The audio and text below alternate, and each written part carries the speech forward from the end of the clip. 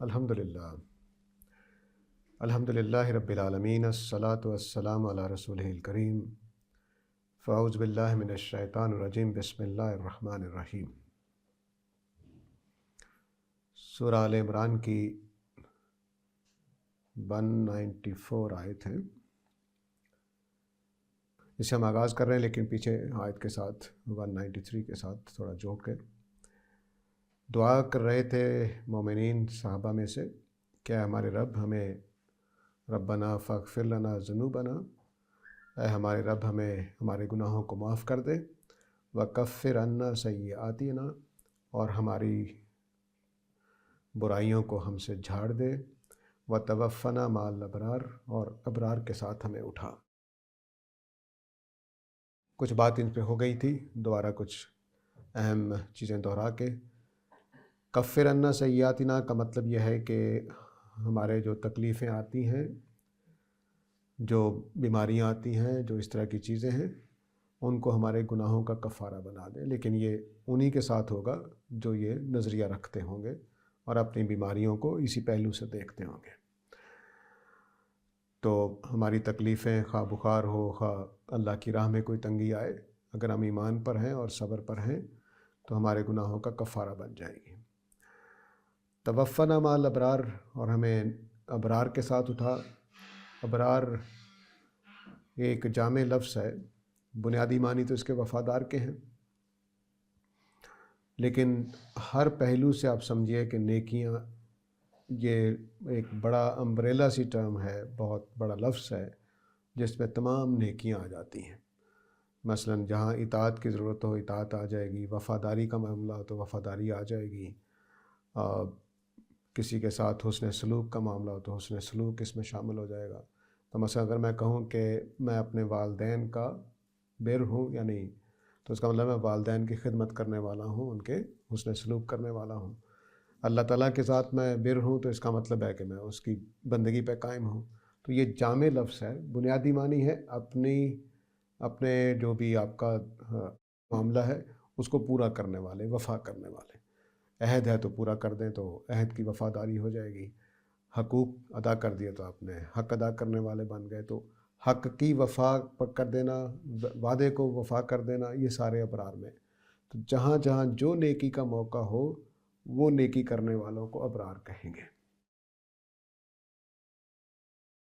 آگے فرمایا ربنا وآتنا ما وعدتنا علی رسلک ولا تخزنا یوم القیامہ انک لا تخلف المیعاد۔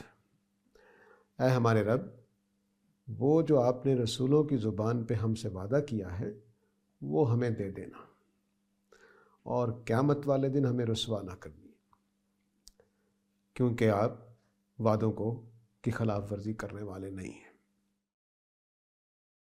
یہ بہت ہی ایسے آدمی کی دعا ہے جو بہت ستایا ہوا ہو کافروں کا، خاص طور سے وہ یہ دعا کر رہا کہ اللہ، ہم نے آپ کے رسول کی بات پیچھے ہم پڑھ چکے ہیں، ربنا اننا سمعنا منادیا ینادی للایمان، کہ اے ہمارے رب، ہم نے آپ کے ایک منادی کی آواز سنی جو ندا لگا رہا تھا ایمان کی، تو ہم نے مان لیا۔ اب اس کے مقابلے میں کہہ رہے ہیں کہ کافروں نے ہمیں رذائل بھی کہا، ہمیں دھکے بھی دیے، گھروں سے بھی نکالا، ہمارے بھائیوں کو ستایا بھی، قتل بھی کیا، ظلم بھی کیے، تو اے ہمارے رب کہیں ایسا نہ ہو کہ قیامت والے دن بھی رسوا ہو جائے۔ یہ نہیں ہونا چاہیے۔ تو یہ ستائے ہوئے آدمی کی دعا ہے۔ وہ جتنا آپ پیچھے سورہ البقرہ اور آل عمران میں یا باقی صورتیں جو اس سے پہلے نازل ہوئی ہیں اس میں جتنا جوخم تھا وہ انہوں نے ایک جملے میں ڈال دیا، لا تخزنا یوم القیامہ۔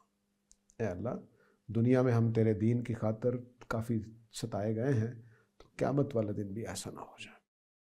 بہت خوبصورت، اگر کوئی دکھی دل کی صدا خدا کے حضور ہو سکتی ہے تو وہ ان الفاظ میں۔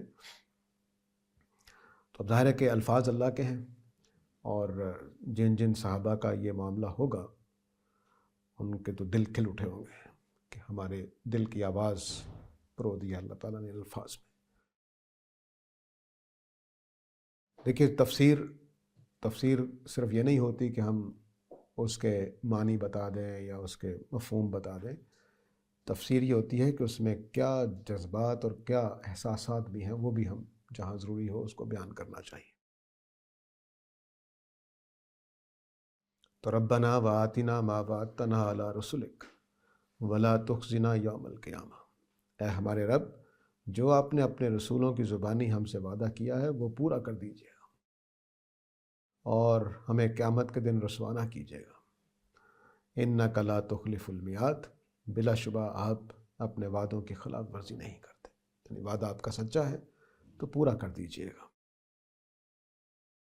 اب اس میں اپنی کوتاہیوں کا بھی مسئلہ ہے کہ کہیں ایسا نہ ہو کہ جو ہمارے اوپر جو ستم ڈھائے گئے اس میں ہم صابر نہ رہے ہوں، جہاں دین کے کوئی تقاضے ہونے تھے وہ پورے نہ ہوئے ہوں، اور ابرار ہونے کا جو دعا کی ہے کہ یا اللہ ہمیں ابرار کے ساتھ وفات دے، تو وہ کہیں ہم کسی موقع پر بر نہ رہے ہوں.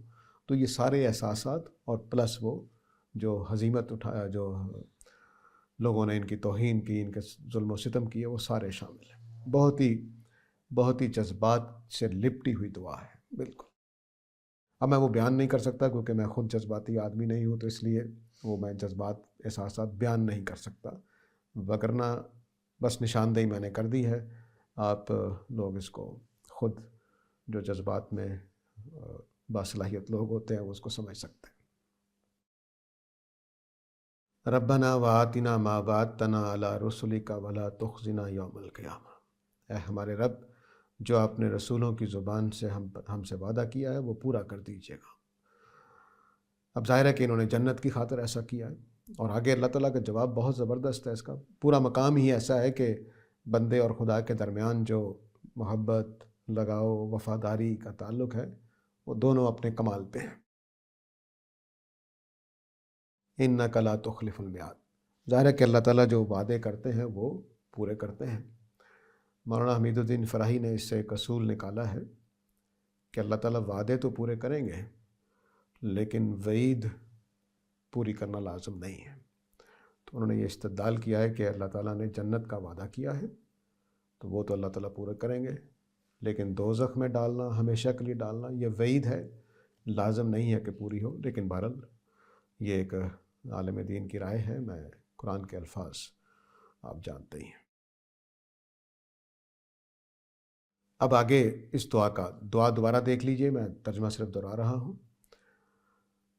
دعا شروع ہوئی تھی کہ ربنا ما خلقت ھذا باطلا، یہ آیت 191 سے.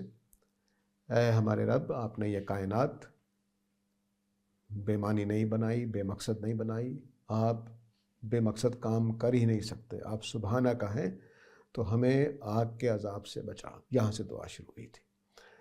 اور پھر انہوں نے کہا کہ جس کو تو آگ میں داخل کر دے تو قد اخزیتہ. اب میں بھول گیا تفسیر میں بتانا کہ فقد اخزیتہ اور ولا تخزنا ایک ہی لفظ انہوں نے بولا ہے. تو جس کو آپ نے آگ میں ڈال دیا تو گویا آپ نے اس کو رسوا کر دیا. اور وما للظالمین من انصار، اور ہمیں معلوم ہے کہ ان ظالموں کے لیے کوئی مددگار نہیں ہوگا. اے ہمارے رب، ہم نے آپ کے ایک منادی کو سنا جو آپ پر ایمان کی ندا لگا رہا تھا، آواز لگا رہا تھا کہ اپنے رب پر ایمان لاؤ. فآمنا، تو ہم ایمان لے آئے. تو اے ہمارے رب، اس ایمان کے بدلے ہمارے گناہوں کو معاف کر دے، ہمارے گناہوں کو جھاڑ دے، اور اب ہمیں تو ابرار کے ساتھ وفات دے. اے ہمارے رب، جو رسولوں کی زبانی آپ نے ہم سے وعدہ کیا ہے وہ پورا کیجیے گا، ہمیں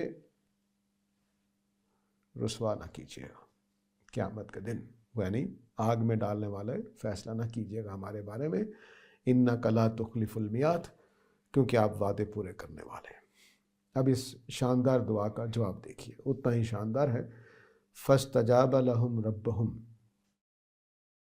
تو اللہ تعالیٰ نے ان کو جواب دیا. دعا کا جواب دینے کا مطلب ہے دعا قبول فرمائی. تو اللہ تعالیٰ نے ان کی دعا قبول فرمائی اور فرمایا کہ انی لا اضیع عمل عامل منکم من ذکر او انثی. یہ آیت جس طرح سے آئی ہے یہ بھی کمال ہے کہ دیکھو، میں تم میں سے کسی بھی عمل کرنے والے کا، خواہ وہ مرد ہو یا عورت، اس کا عمل ضائع نہیں کروں گا، سب کے عمل کا اجر لازماً ملے گا، وعدہ اللہ تعالیٰ کر رہے ہیں۔ تو فرمایا تم نے جو دعا کی ہے میں نے قبول کر لی، میں کسی کا عمل ضائع نہیں کروں گا، تم جو ایمان لے کر آئے ہو اور جو کچھ تم نے سہا ہے سب میرے سامنے ہے، میں کسی کا عمل ضائع نہیں کروں گا۔ بعضکم من بعض، یہ آیت جو ہے، آیت کا یہ ٹکڑا، یہ تمام علم کے اوپر قربان کیا جا سکتا ہے۔ فرمایا کہ میں کسی مرد اور کسی عورت کا عمل ضائع نہیں کروں گا کیونکہ تم سب برابر ہو۔ عربی زبان کا یہ محاورہ ہے، قرآن مجید میں کم از کم 2-3 مقامات پہ اس کو لوگوں نے، اردو دانوں نے لغوی معنی میں لیا ہے۔ بعضکم من بعض کا مطلب لغوی ہوتا ہے کہ تم ایک دوسرے میں سے ہو، بعضکم تم میں سے بعض، من میں سے بعض، بعض کے، یعنی تم میں سے بعض بعض میں سے ہو، تم میں سے کچھ کچھ میں سے ہو، لغوی معنی یہ ہے، لیکن محاورے میں اس کا مطلب ہوتا ہے تم برابر ہو۔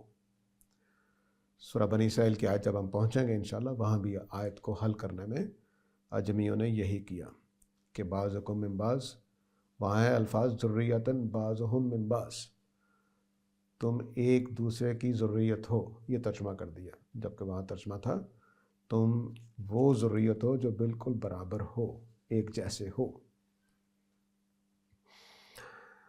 تو بعضکم من بعض یعنی مرد اور عورت خدا کی نگاہ میں بالکل برابر ہے۔ اگر کوئی عورت عمل کرے گی تو اس کو بھی پورا اجر ملے گا، اگر کوئی مرد عمل کرے گا تو اس کو پورا اجر۔ تمام جو جاہلیت کی رسم و رواج تھے اس جملے نے توڑ دیے کہ ایسا نہیں کہ عورتیں عمل کرنے میں آزاد نہیں ہیں، ان کے عمل کا اجر نہیں ملے گا، وہ تو کوئی اور طرح کی مخلوق ہے، ایسا کچھ نہیں۔ بعضکم من بعض، تو خدا کی نگاہ میں سب کے سب برابر ہیں، کسی میں کوئی فرق نہیں ہے۔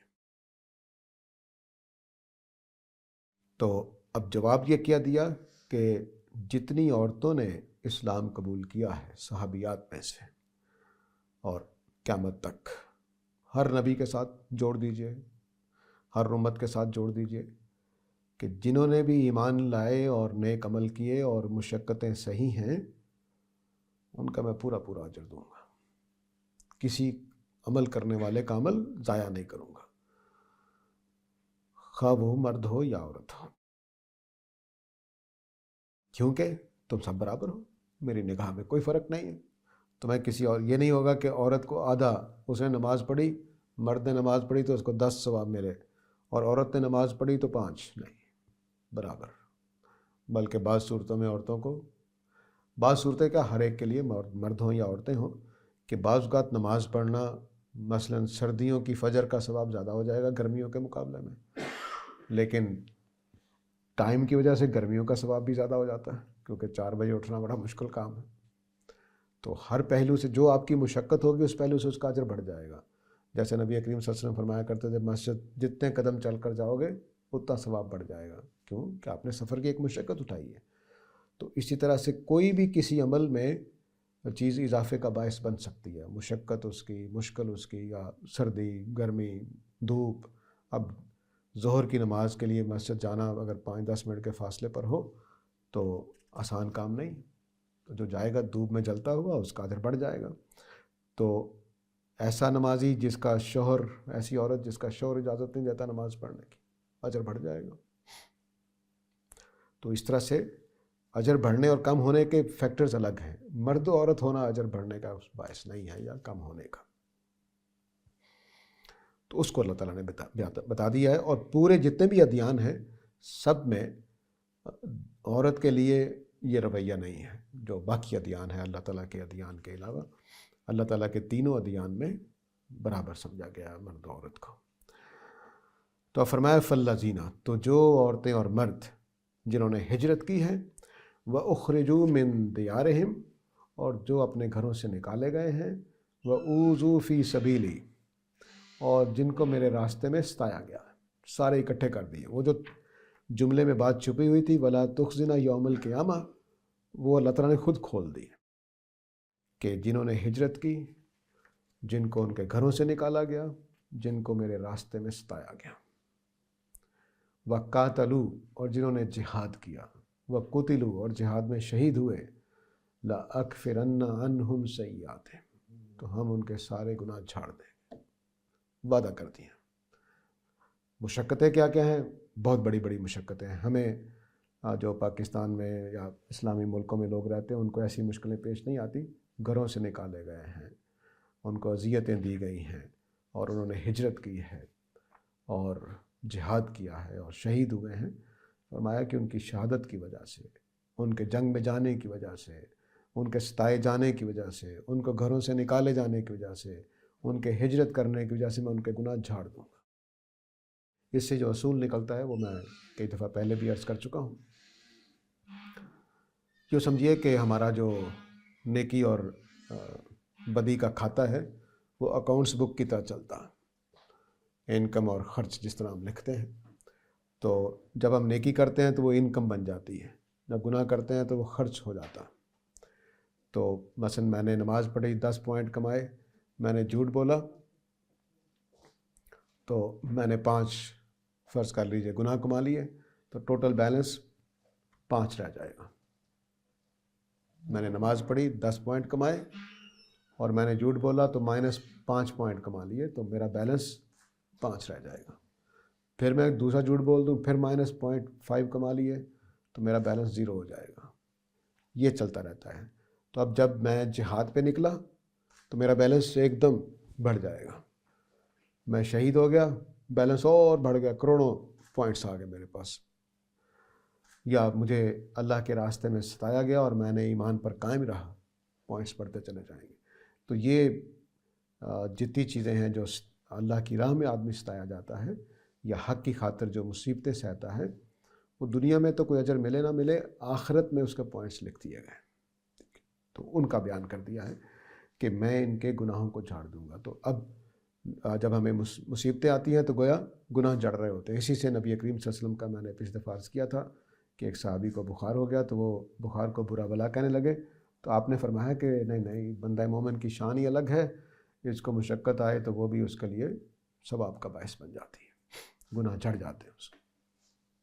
لیکن شرط یہ ہے کہ وہ ثابت قدم رہے، ایمان پر رہے، وہ کوئی بھاگ نہ جائے، فرار نہ ہو جائے یا بے ایمانی کا شکار نہ ہو جائے۔ آگے جو دعا قبول کی ہے اس میں پہلی بات یہ ہے کہ ہاں، جو انہوں نے دعا کی تھی آپ کو ابھی ہم نے پڑھی ہے دوبارہ، کہ آیت نمبر 193 میں وَكَفِّرْ عَنَّا سَيِّئَاتِنَا، اس کا جواب پہلے دے دیا کہ ہاں میں ان چیزوں کی وجہ سے تمہارے گناہ جھاڑ دوں گا۔ ٹھیک ہے۔ دوسرا تھا کہ ہمیں لا تخزنا یوم القیامہ، اس کا آپ جواب دیا ہے۔ وَلَأُدْخِلَنَّهُمْ جَنَّاتٍ تَجْرِي مِن تَحْتِهَا الْأَنْهَارُ، ہاں لازماً اس میں بہت زور ہے، لازماً میں ان کو جنت میں داخل کروں گا، وہ جنت جس کے نیچے نہریں جاری ہوں گی۔ تو اب یہ دوسری بات کا جواب دیا جو انہوں نے بھی خود اس کو یعنی مغفرت کو پہلے ہی بیان کیا تھا، ربنا اغفر لنا ذنوبنا وکفر عنا سیئاتنا، تو اس کو اللہ تعالیٰ نے پہلے قبول کر لیا۔ پھر جو یہ کہا تھا کہ ولا تخزنا یوم القیامہ، اس کا جواب دوسری جگہ پر دیا۔ تو فرمایا کہ ہاں میں لازماً ان سب کو جنہوں نے یہ دعا کی ہے جنت میں داخل کروں گا۔ اور اس میں یہ گروپ بھی بن گئے ہیں، ہجرت کرنے والے جن کو گھروں سے نکالا گیا ان کو، جن کو اللہ کی راہ میں ستایا گیا، جنہوں نے جہاد کیا، جو شہید ہوئے، سب گروپ بنا، ان سب کے ساتھ یہی معاملہ ہوگا۔ ثواباً من عند اللہ، یہ اللہ کی طرف سے جزا ہے۔ یہ اللہ کی ثواب کا مطلب جزا ہوتا ہے، ہمارے اردو میں تھوڑا مفہوم پوائنٹس کے معنی میں چلا جاتا ہے، وہ بھی ٹھیک ہے، لیکن ثواباً من عند اللہ، یہ اللہ کی طرف سے جزا ہے۔ یہ جو ہم جملہ بولتے ہیں، یہ اس کے اندر کچھ چھپے ہوئے معنی ہوتے ہیں۔ جب اللہ کی طرف سے جزا آنی ہے تو اس کا کیا مطلب ہے؟ یعنی اس کی عظمت بہت زیادہ ہوگی، وہ پکی بات ہے، لازماً ملے گی۔ تو چونکہ اللہ تعالیٰ چھوٹی ذات نہیں ہے تو اللہ کی طرف سے اگر جزا مل رہی ہے تو بہت بڑی ہوگی. اللہ تعالیٰ جھوٹے نہیں ہیں نعوذ باللہ، تو جو ان کی طرف سے مل رہا ہے پکا وعدہ ہے. یہ سارے معنی اس کے اندر ہیں. ثواباً من عند اللہ، یہ اللہ کی طرف سے ملنے والی جزا ہے. اس میں کوئی کوتاہی نہیں ہوگی، کوئی کمی نہیں ہوگی، کوئی چھوٹے سے چھوٹا عمل اس میں ضائع نہیں ہوگا، کچھ بھی نہیں. ٹھیک ہے، ہر چیز کی جزا مل جائے گی. کس کو انگلی پر بھی چوٹ لگی ہے، ناخن بھی ٹوٹا تھا جنگ میں، اس کا بھی جزا ملے گی. یہ ہے ثواباً من عند اللہ. تو اب جو پوری بات چلی کہ میں تمہارا کوئی عمل ضائع نہیں کروں گا، تمہیں پورا اجر دوں گا، اور پھر تمہیں کفارہ بنا دوں گا تمہاری چیزوں کو، اور پھر فرمایا کہ جنت میں داخل کروں گا. اور یہ خدا کی طرف سے وعدہ ہے ثواب کا. اس کو حقیر نہ سمجھنا، اس کو غلط نہ سمجھنا، اور یہ خیال نہ کرنا کہ کوئی چھوٹی سے چھوٹی چیز بھی رہ جائے گی. نہیں، ایک ایک چیز کا، ایک ایک پائی کا حساب چکا دیا جائے گا. واللہ عندہ حسن الثواب. اور جہاں تک اللہ کا معاملہ ہے تو اس کے پاس تو بہترین ثواب ہے، بہترین جزا ہے. ایک پہلو کو دہرا دیا ہے کیونکہ یہ تسلی کا مضمون ہے، تو تسلی کے مضمون میں یہ بات دہرانی، پہلے میں ساری چیزیں شامل ہیں. یعنی کوئی چیز ضائع نہیں ہوگی، چھوٹی سے چھوٹی چیز کا بدلہ بھی ملے گا، بڑی سے بڑی چیز کا بھی بدلہ ملے گا. جھوٹ نہیں ہے، غلط نہیں ہے، درست بات ہے یہ، کیونکہ خدا کی طرف سے ہے. آگے صرف اس کا وہ پہلو جو حوصلہ بڑھانے کے لیے چاہیے تھا وہ بیان کر دیا کہ اللہ کے پاس بہترین ثواب ہے. اس کا مطلب کیا ہے؟ اس کا مطلب یہ ہے کہ میں نے تو ٹوٹی پھوٹی نماز پڑھی تھی، اللہ نے ڈھیر دے دیا ثواب. یہ مطلب ہے اس کا. اس کو اللہ نے بیان کیا ہے اپنے قاعدے کو، کہ جو بالیوں والی مثال دی ہے کہ ایک بیج جس طرح تم بوتے ہو، پھر اس پر 7 بالیاں لگتی ہیں، اور 7 بالیوں میں 100 دانے ہوتے ہیں. اتنا بڑھ جائے گا ایک عمل. تو آپ دیکھیں 700 گنا تک میں نے نماز پڑھی تھی ایک، اور میں نے اگر تقوی کے ساتھ دل لگا کر پڑھی تو وہ 700 نمازوں کا ثواب پیدا کر دے گی. اس کو بیان کیا ہے واللہ عندہ حسن الثواب. تو اللہ کے پاس تو بہترین بدلہ ہوگا، بہترین جزا ہوگی. تو یہ اب مومنین کے لیے اللہ تعالیٰ کی طرف سے وعدہ ہے. دعا مومنین کی جو تھی اس کو قبول کر لیا ہے، اور کوئی عمل ضائع نہ کرنے کا وعدہ کر لیا ہے، اور یہ وعدہ کر لیا ہے کہ جتنی مشقت تم سہو گے وہ تمہارے لیے کفارہ بن جائے گی، اور یہ وعدہ کر لیا ہے کہ میں جنت میں لے جاؤں گا اور وہاں بہترین اجر دوں گا. اس سے بڑی قبولیت کیا ہو سکتی ہے؟ تو میرا خیال ہے کہ صحابہ کو راتوں کو نیند نہیں آئی ہوگی، اتنی بڑی یہ بشارت ہے. اس کے بعد بھی لوگ کہتے ہیں کہ صحابہ جنت میں نہیں جائیں گے، وہ اللہ تعالیٰ معاف کرے ان لوگوں کو. تو یہ احد کے شہداء کے بارے میں بات ہو رہی ہے، احد میں لڑنے والوں کی بات ہو رہی ہے. تو جتنے صحابہ احد میں گئے ہیں سارے کے سارے انشاءاللہ اس اجر کے مستحق ہیں. لوگ بڑا اہمیت دیتے ہیں عشرہ مبشرہ کی روایت کو، وہ تو بہت تھوڑی تعداد ہے. بدری سارے جنتی ہیں، احد کے لوگ سارے جنتی ہیں. تو بڑی تعداد ہے. جو سورہ واقعہ میں بھی اللہ نے بیان کیا کہ نبی صلی اللہ علیہ وسلم کے زمانے میں سابقون کی تعداد بہت زیادہ ہے. سابقون کی یعنی جو اول درجے کے جنتی ہیں. تو اگر سارے صحابہ حضرت علی کے سوا غاصب تھے تو تعداد تو بڑی تھوڑی رہ جائے گی. لیکن بہرحال یہ فرقہ وارانہ چیزیں ہیں، ہمیں اس میں نہیں پڑھنا ہے. لا یغرنک تقلب الذین کفروا فی البلاد متاع قلیل. دیکھو آپ کو کافروں کا اس ملک میں چلت پھرت، آنا جانا، سرگرمیاں، کھانا پینا، یہ دھوکے میں نہ ڈالے. یہ بھی تسلی کا جملہ ہے کیونکہ ادھر صحابہ اس حالت میں ہیں، احد کا ایک چوٹ لگی ہوئی ہے، 70 صحابہ شہید ہو چکے ہیں، اور منافقوں نے مدینہ میں آ کر ایک سنسنی پھیلائی ہوئی ہے جو ہم پیچھے پڑ چکے ہیں، ان کے اللہ تعالیٰ نے تسلی بخش جواب دیے ہیں۔ ادھر کافر مگن ہے، وہ فتح کے جشن منا رہے ہیں کہ ہم کمال کر دیا ہم نے۔ تو فرمایا کہ اب کچھ ذہنوں میں سوال پیدا ہوگا کہ کافر ہیں تو اللہ تعالیٰ نے ان کو یہ موقع کیوں دیا ہوا ہے، کیوں خوش ہو رہے ہیں وہ، اور کیوں کامیابی کے ڈنکے بجا رہے ہیں؟ تو فرمایا کہ اس ملک میں کافروں کی جو جد و جہد ہے، جو چلت پھرت ہے، جو آنا جانا ہے، جو آزادیاں ہیں، وہ آپ کو دھوکے میں نہ ڈالیں۔ متاع قلیل، یہ تھوڑی سی اللہ تعالیٰ نے ان کو نعمتیں شیمتیں دینی ہیں، بس کچھ نہیں۔ ثم مأواہم جہنم، پھر ان کا ٹھکانہ دوزخ ہے، وبئس المہاد، اور یہ نہایت برا ٹھکانہ ہے۔ متاع جو ہوتی ہے وہ زندگی گزارنے کی چیزیں ہوتی ہیں، سامان زندگی کہہ لیجیے۔ یہ اللہ تعالیٰ کا قاعدہ ہے، اللہ تعالیٰ بہت انصاف پسند ہے۔ کسی کافر کو بھی اس کی نیکیوں کا بدلہ بھی دیے بغیر نہیں چھوڑیں گے، کسی کافر کو بھی اس کی نیکیوں کا بدلہ دیے بغیر نہیں چھوڑیں گے۔ چنانچہ کافروں کو دنیا ہی میں ان کا اجر دے دیا جاتا ہے۔ تو اس کے لیے ضروری ہے کہ جن جن کو اجر دینا ہے وہ کچھ کھا پی لیں، کوئی اپنے کارنامے سنا لیں، اپنے ہیروئزم کے نعرے لگا لیں، تو ان کو کرنے دیں۔ تو اس کی طرف اشارہ ہے کہ میں نے یہ جو کافر ہیں ان کو ایسے ہی نہیں چھوٹ دی ہوئی، میں نے ان کو کچھ نہ کچھ ملنا ہے اس دنیا میں۔ انہوں نے جو نیکیاں کی ہیں، بس ابو جہل بھی اپنی ماں کی خدمت تو کرتا ہی ہوگا، تو کیا اس کو اجر نہ دوں؟ دینا ہے تو اجر دیا جائے گا اس کو۔ تو کافر کو بھی اجر، لیکن دنیا مل جائے گا، بس اتنا ہے۔ اور وہ بعد میں بھی چلتا رہتا ہے، کسی کی شہرت ہو جائے گی، کسی کی نیک نامی ہو جائے گی، کسی کا کچھ ہو جائے گا، لیکن قیامت والے دن وہ پکڑے جائیں گے۔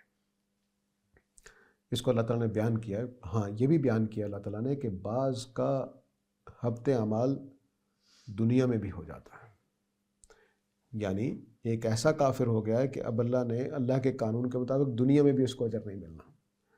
مجھے ابو جہل ایسے لگتا ہے، اس کا دنیا میں بھی حبط اعمال ہوا، اس نے احد کی کامیابی بھی نہیں دیکھی،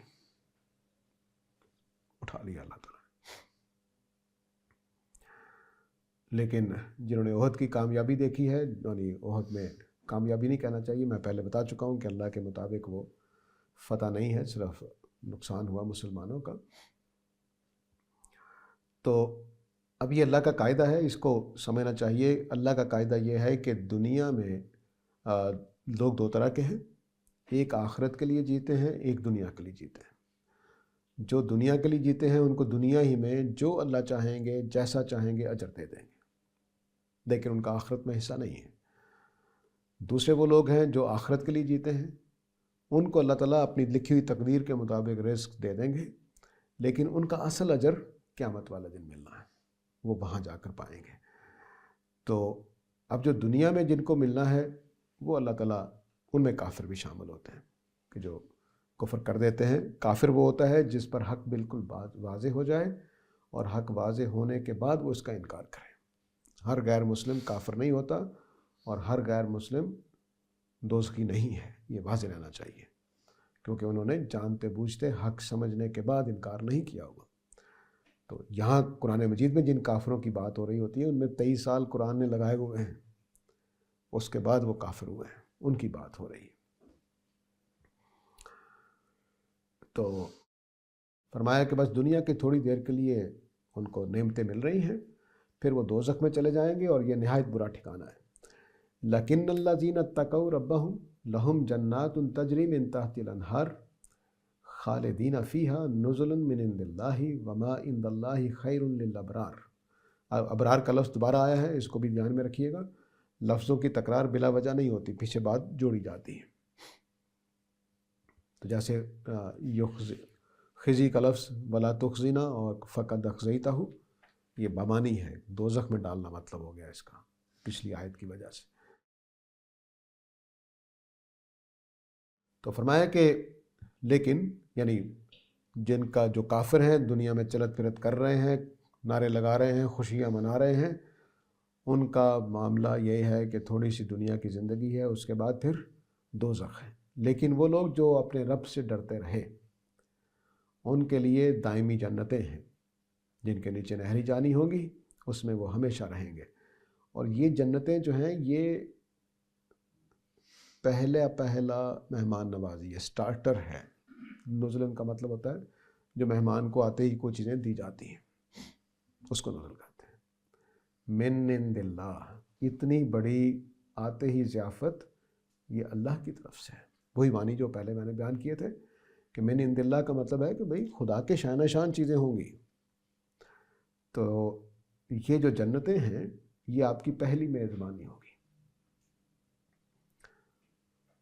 وما عند اللہ خیر للابرار، اور جو اللہ کے پاس ہے وہ اس کے نیک بندوں کے لیے بہترین ہے، اس سے بھی بڑھ کر ہے۔ تو یہ جاتے ہی آپ کو جو کچھ ملے گا، اس میں پھر اس کا مطلب ہے کہ بہت اضافہ ہوتا رہے گا۔ ظاہر ہے کہ اگر مہمان نوازی نزلن پر ختم ہو جائے تو یہ تو اچھی مہمان نوازی نہیں ہے، تو اس میں بڑھتا رہے گا۔ اسی کو آگے بیان کیا، وما عند اللہ خیر، جو اللہ کے پاس ہے وہ اس سے بھی بڑھ کر ہے، للابرار، ان لوگوں کے لیے جو وفادار ہیں۔ میں نے یہ عرض کیا کہ ابرار کا مطلب اس آدمی کا ہے کہ جو نیکی کا موقع ہو وہ کر ڈالے۔ مثلا وعدہ کر لیا تو پورا کرے، کسی کا حق ادا عائد ہو گیا تو حق پورا کر دے، وعدہ کر لیا پورا کرے، والدین کی خدمت کرنی ہے تو والدین کی خدمت کر رہا ہو، خدا کا کوئی حق آ گیا تو اس کو پورا کر رہا ہو۔ تو ابرار ان لوگوں کو کہیں گے کہ جو ہر جگہ پہ جو حق جو ڈیوٹی آ رہی تھی پوری کر دی انہوں نے۔ تو وما عند اللہ خیر للابرار، تو اللہ کے پاس ابرار کے لیے جو کچھ ہے وہ بہترین ہے۔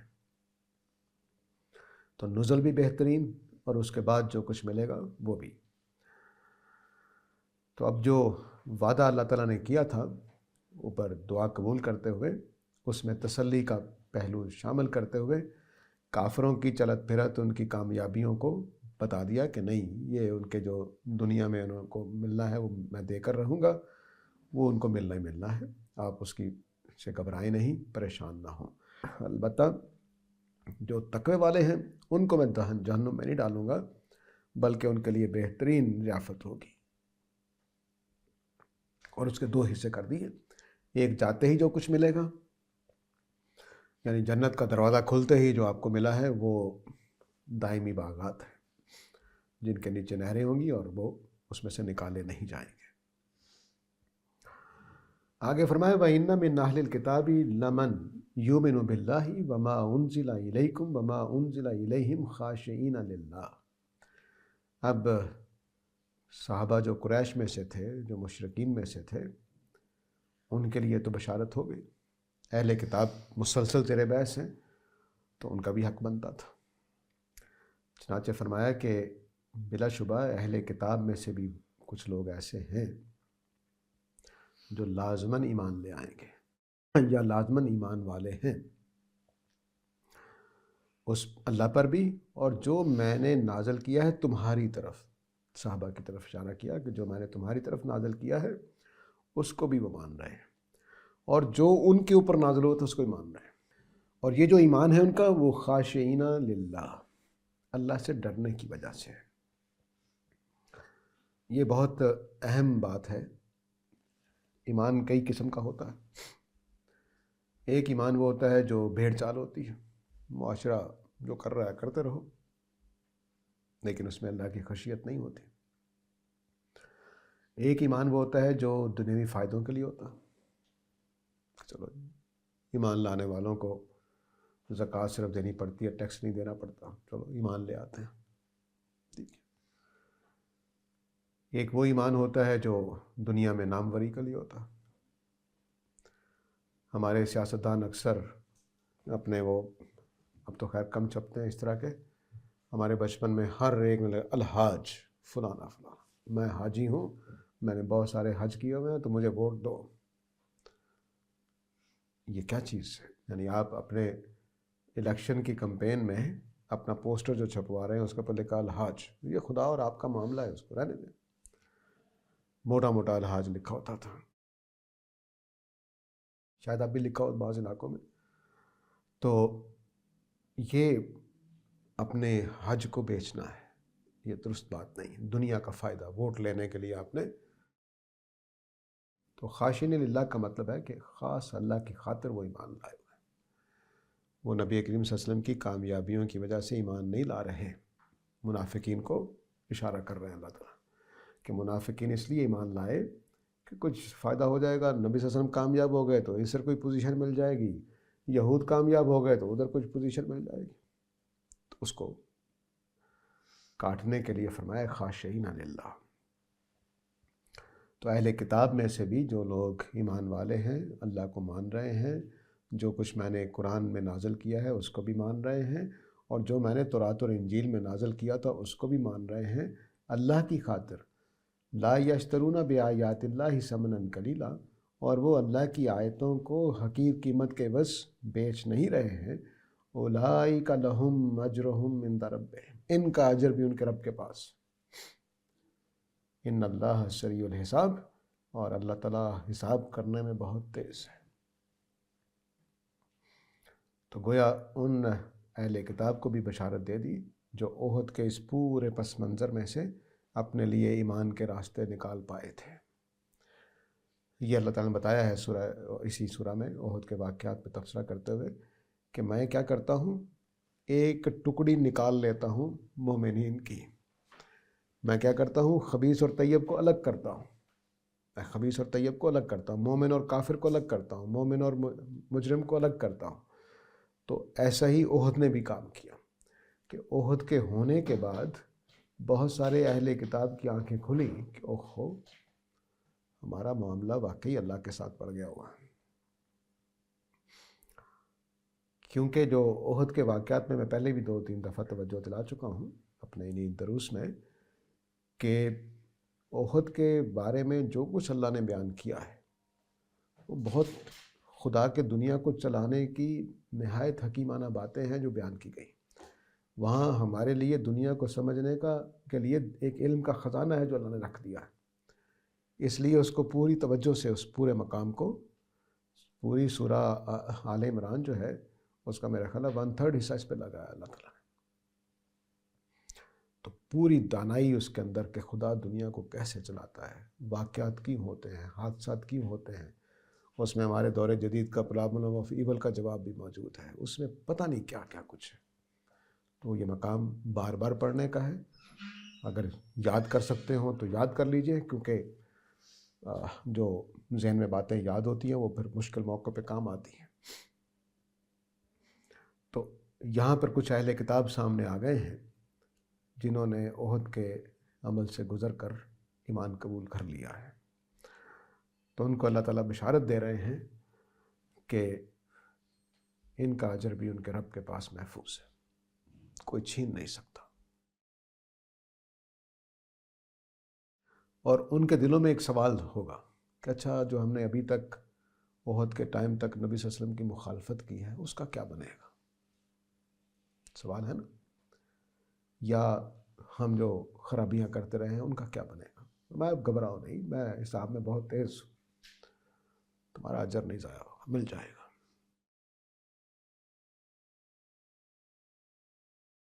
آگے سورہ ختم ہو رہی ہے اور مومنین کو اللہ تعالیٰ نصیحت کر رہے ہیں. اب یہ دونوں شامل ہیں اس کے اندر، جو اہل کتاب میں سے آ گئے ہیں اور جو عربوں کے اندر سے تھے. فرمایا یا ایھا الذین آمنوا، اے ایمان والو، اصبروا، ایمان پر ثابت قدم رہو.